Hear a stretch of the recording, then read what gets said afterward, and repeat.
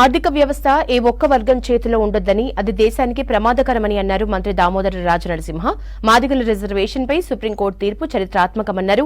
ఇప్పుడే ఆట మొదలైందని చెప్పారు. తీర్పును అమలు పరుస్తామన్న రేవంత్ కి మాదిగ జాతి రుణపడి ఉంటుందన్నారు దామోదర రాజనరసింహ.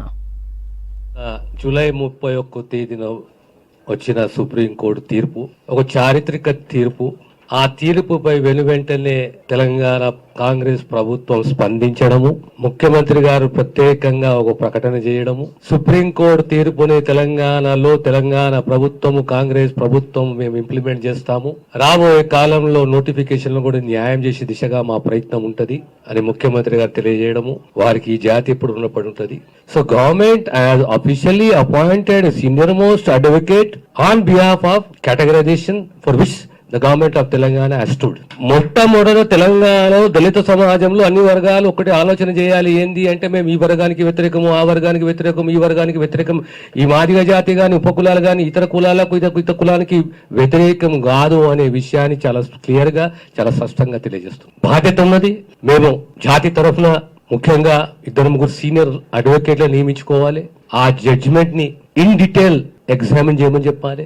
ఎగ్జామిన్ చేసిన తర్వాత మేమందరం కూర్చునేసి వాళ్ళు ఏదైతే సారం ఇస్తారో ఆ సారాన్ని ఒక రిప్రజెంటేషన్ రూపంలో మేమందరం కలిసి పోయి గౌరవ ముఖ్యమంత్రి గారికి ఇవ్వాలి. ఈ మాకు తెలిసిన మా అడ్వకేట్ల తరఫున మాకున్న సారము, మాకు అర్థమైన అంశం ఇది, దీనిపైన మీరు ఆలోచన చేయండి, ఒక కమిటీ నియమించండి, దాని ఆధారంగా మీరు భవిష్యత్తులో ఒక కార్యక్రమాన్ని, ఒక ఆర్డినెన్సే కానీ ఒక యాక్టే కానీ తీసుకురని చెప్పి మేము విజ్ఞప్తి చేయబోతున్నాం. So 2024 July 31st judgment is nothing but a reaction to the 2004-2005 judgment. ఆ జడ్జిమెంట్ ఏమనంటే 300 ఆర్టికల్ 311 3041 ప్రకారము చెల్లదు అని చెప్పింది సబ్ కేటగరైజేషన్. ఇప్పుడు కోర్టు ఏమంటే చెల్లుతుంది అంటుంది. అంటే not violation of article 14, 15 and 16.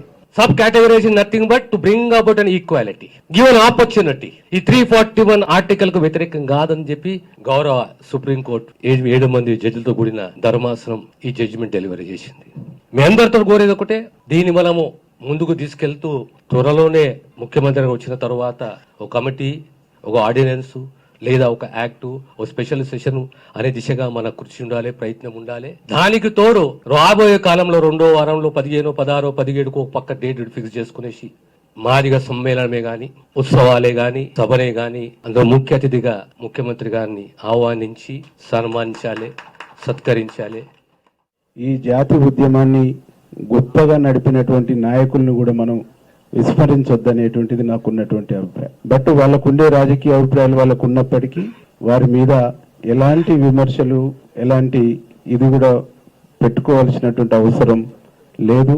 వారు చేసినటువంటి కష్టం, వారు చేసినటువంటి త్యాగం, వారు చేసినటువంటి పోరాటాలు, దాన్ని మనం గౌరవించవలసినటువంటి అవసరం, బాధ్యత మనందరిపైన ఉన్నది. వారు ఆనాడు ఆ ఉద్యమాన్ని అంత ఉధృతంగా నడపగలిగిర్రు. నరసింహులన్న లాంటి వాళ్ళు, దామోదరన్న లాంటి వాళ్ళు సపోర్టెడ్ గా నిలబడగలిగారు కాబట్టి ఈరోజు ఈ జడ్జిమెంట్ స్థాయికి వచ్చిందనేటువంటి ఒక విషయాన్ని కూడా ఈ సందర్భంగా మేము గుర్తు చేస్తాం.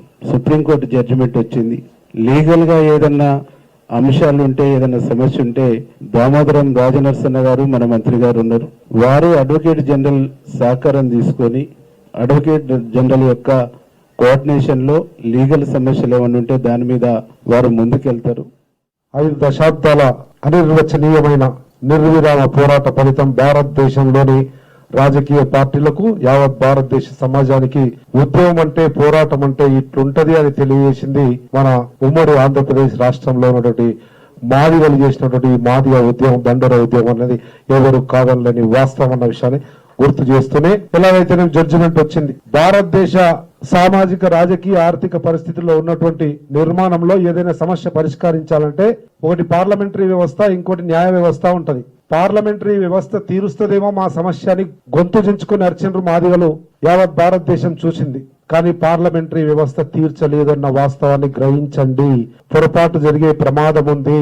మందకృష్ణన్న మాదిగల ఆవశ్యకతను, అవకాశాన్ని రాజకీయంగా వాడుకోవడానికి చూసి పెద్ద కౌగిలిచ్చినటువంటి నరేంద్ర మోడీ మాత్రం 10 సంవత్సరాలు అధికారంలో ఉండి ఆయన టేబుల్ మీద ఉన్న ఉషా మేరా కమిటీ రిపోర్టు ఏదైతే రికమెండ్ చేసిందో ఈ తెలుగు రాష్ట్రాల్లోని మాదిగల ఆర్థిక రాజకీయ సాంస్కృతిక స్థితిగతుల మీద అధ్యయనం చేసి ఒక పగడ్బందీ నివేదికను సమర్పించి ఏం చెప్పింది, ఆర్టికల్లో 341A/1 అమెండ్మెంట్ చేస్తే, సవరిస్తే ఈ వర్గీకరణ అనేది రాష్ట్రాల పరిధిలోకి వస్తుంది. ఏ రాష్ట్రానికి సంబంధించి ఆ రాష్ట్ర అది 10 సంవత్సరాలు చేయలేదు భారతీయ జనతా పార్టీ కేంద్రంలో అధికారంలో ఉండి కూడా అన్న విషయాన్ని గుర్తు చేస్తా ఉన్నా.